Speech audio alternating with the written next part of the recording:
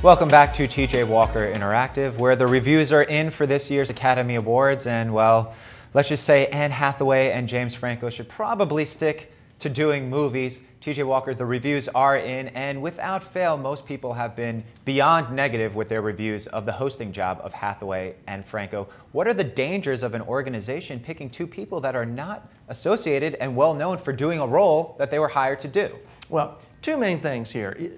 Number one, you always have to take with a grain of salt criticism about the Oscars, because everyone always criticizes the Oscars as the worst Oscars ever. And if you do a web search today for Oscar criticism, you will find that there are many, many critics who said that last year's Oscar show was the worst ever, and that the 2009 show was the worst show ever, and the 2008 show was the worst show ever. So at some point, if you're at the Academy Awards, you take all that with a grain of salt, because it's almost embarrassing. If you're a critic, it's almost to the point where it's politically incorrect to give praise to the Academy Awards, because everyone else is going to be snarky and nasty and critical, and you're only going to be laughed at and mocked if you give the Academy Awards praise. And it doesn't matter how good or talented you are. People hated David Letterman as a critic. It is really sort of a thankless job.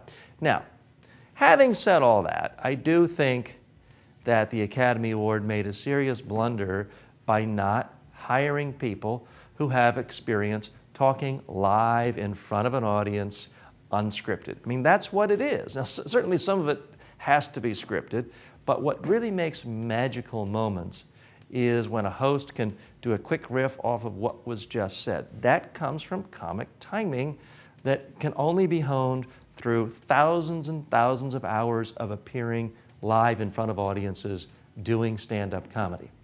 So to me, it's just bizarre. I mean, you don't ask the cameraman to all of a sudden do the makeup. You don't ask the lighting specialist to all of a sudden promote and sell tickets. I mean, it's very, very different skill sets, and people who are great actors and actresses, I don't know why anyone would assume they would be good at live hosting. To me, it is a bit of a mystery.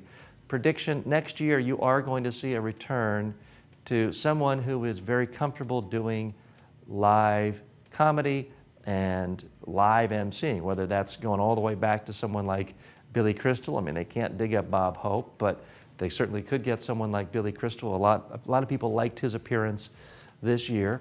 Or someone like Chris Rock. Again, Jon Stewart. A lot of people didn't like him, but some people did when he hosted. The idea of someone who's used to speaking off the top of his head, quickly in front of live audiences, who can be funny. That's all you need. That person will still get criticized, but it will be less legitimate than the criticism this year. I'm TJ Walker.